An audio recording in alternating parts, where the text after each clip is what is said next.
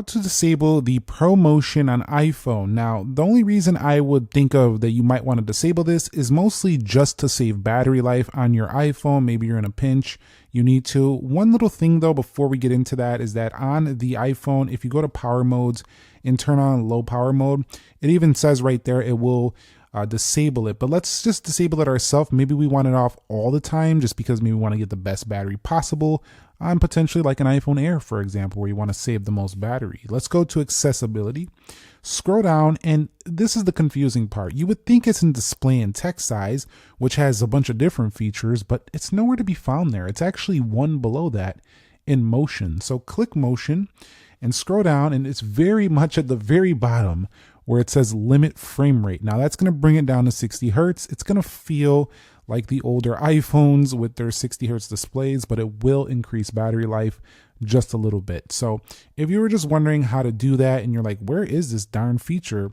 That's where it's going to be.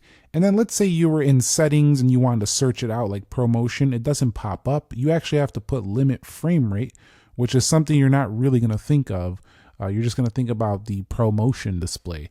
If you type like 120 Hertz, like that's not going to appear either. So if you found this video tutorial helpful, entertaining, or just informing on how to disable the ProMotion, go ahead and click the like button for me and subscribe for more how-to content like this. I plan to make more videos in the future, helping you to solve some problems you might be having on your iPhone. I'll catch you on the next episode. Nick here. Be sure to be well, and peace.